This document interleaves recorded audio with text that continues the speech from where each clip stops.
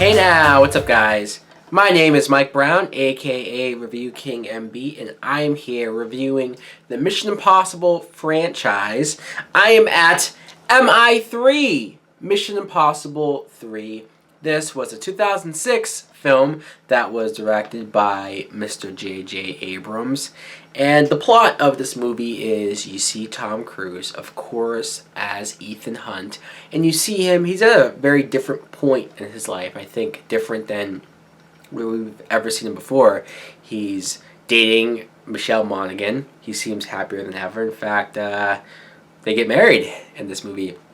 So you see that he's winding down. He's close to being on the way out of being a spy until we get Philip Seymour Hoffman, who is a villain of all villains, really. He has this rabbit's foot who nobody really knows what it is or what it can do.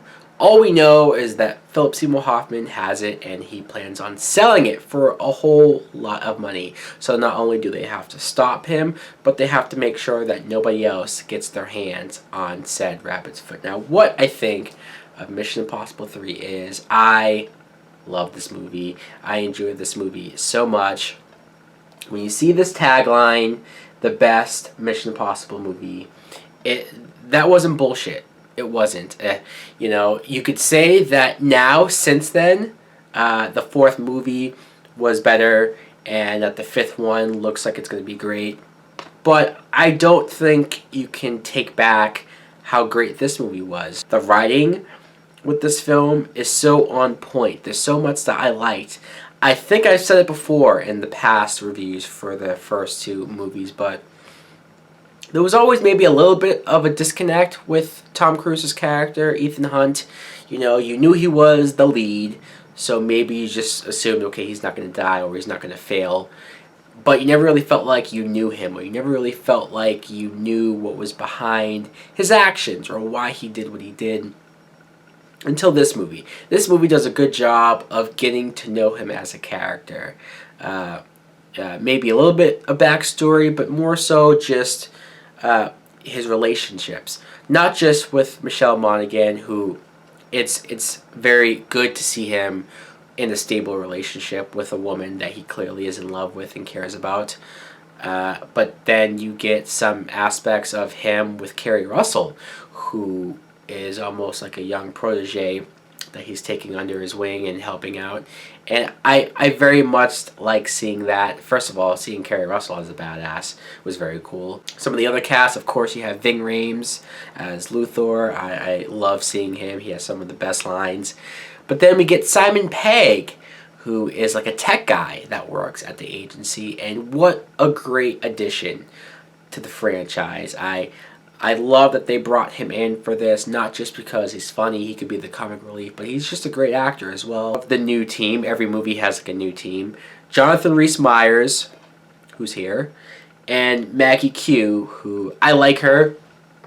Her and Rhys-Meyers, there's not a whole lot to them. They're kind of just there just to be there, just to be the extra members of the team.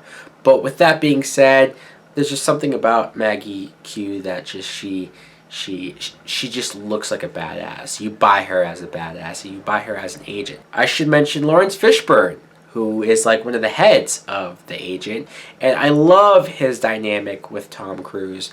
How there's plenty of points where you feel like you almost can't trust Lawrence Fishburne. He plays that well. The action and just the mission scenes are some of my favorite. I mean, sure, the first movie did all of that well.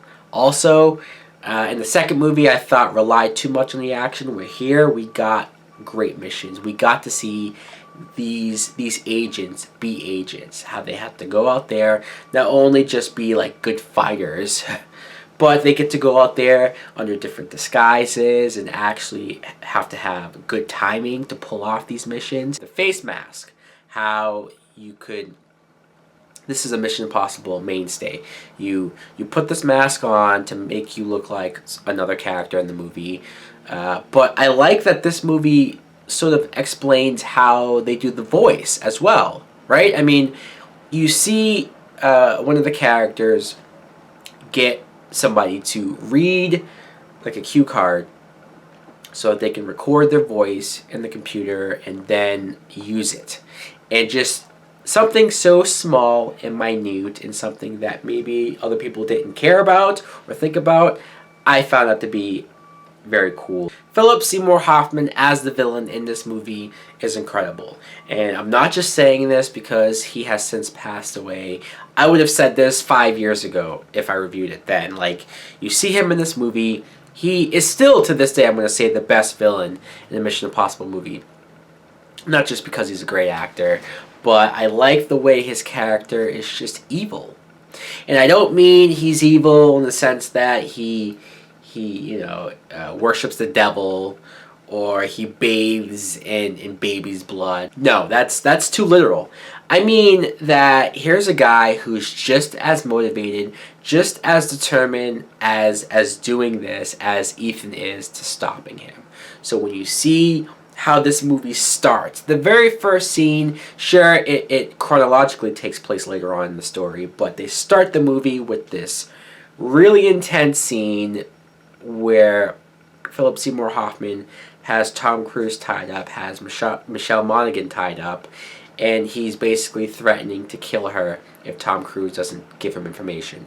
And this was a scene that just, the acting's on point, the directing's on point, the timing's on point. Philip Seymour Hoffman counting from 1 to 10, and just it gets more intense, and you see the look in his eyes when Tom Cruise is literally begging for her life. And Hoffman has this look in his eyes where he couldn't give less of a fuck.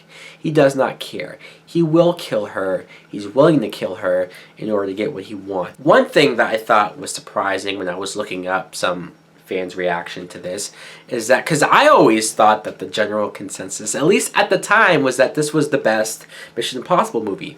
And I don't know if this is like people saying this in retrospect because they like the fourth one more, but a lot of people say that this is their least favorite, or I shouldn't say a lot of people. I've seen a few comments of people saying that this was their least favorite, and a lot of them said that it was because of shaky cam.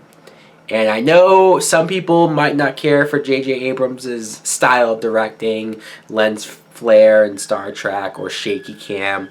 I don't have a problem with it, though. I mean, I think he uses it in a way that's not annoying. I've seen plenty of other action films where it is jarring, where it is hard to figure out what's going on. But here it never bothered me. Here it felt like the camera was more so following the action more so than shaking with it. One action scene in particular where they're on a bridge and they're being attacked by a missile, and Tom Cruise gets out of the truck and he's trying to run away from the explosion. Explosion goes off, and while he's running, he's impacted by the blow and flies up against a truck. A lot of running by Tom Cruise, a lot of Tom Cruise doing his own stunts, him hanging off the sides of a building and glass. I'm like, Tom Cruise is going to kill himself doing stunts, but it helps make the movie better. You never feel like you get taken out of it by saying, oh, that wasn't really him. No, Tom Cruise is just legit crazy, and he's willing to do this stuff. So guys, obviously, if you can't tell, I very much enjoy Mission Impossible 3. Maybe not everybody loves it as much as I thought, but this is definitely one of the best movies in the series. So guys, let me know in the comments below, what do you think of this film? Thanks for watching. Like, comment, subscribe. Later.